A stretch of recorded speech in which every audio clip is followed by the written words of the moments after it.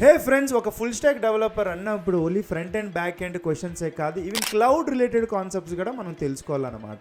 What is serverless computing అని చెప్పి నెగెరో అనే కంపెనీలో నన్ను అడిగారు. అండ్ ఇక్కడ మీకు క్లౌడ్ రిలేటెడ్ ఏమైనా తెలియకపోతే బాధపడకండి, మీకు తెలియకంటే నేను నెమ్మదిగా ముగ్గులోకి నేను దింపుతాను. ఇప్పుడు మన ఆన్సర్కి వెళ్దాము. ఇక్కడ సపోజ్ మన క్లయింట్ ఉందనుకోండి, క్లయింట్ నుంచి సర్వర్కి మీరు రిక్వెస్ట్ పెడతారు అండ్ సర్వర్ నుంచి క్లయింట్కి రెస్పాన్స్ వస్తుంది. ఒక 10 మంది 20 మంది వస్తే అన్నీ స్మూత్గా ఉంటాయి. కానీ మీ బిజినెస్ హిట్ అయ్యి 1,00,000 మంది 2 లక్షలు 10 లక్షల మంది వస్తే అప్పుడు మీ సర్వర్ బ్రేక్ అవుతుంది.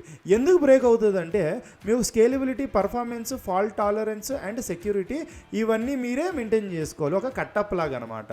అప్పుడు తలనొప్పి ఎక్కువ, అంటే ఇవన్నీ నేర్చుకోవాలంటే చాలా కష్టం అనమాట.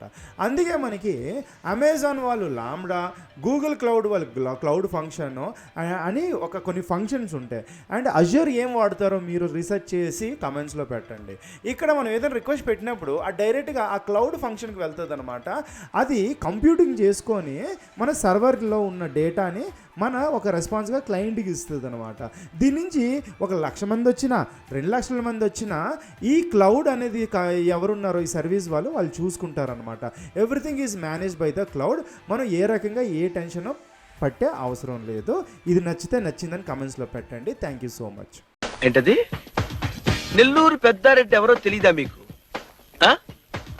నెల్లూరు పెద్దారెడ్డి ఎవరో తెలియకుండానే డిపార్ట్మెంట్ లో జాబ్ చేస్తున్నారా మీరు? ఈ మాత్రం జనరల్ నాలెడ్జ్ లేకుండా జాబ్స్ ఎలా చేస్తున్నారా మీరు?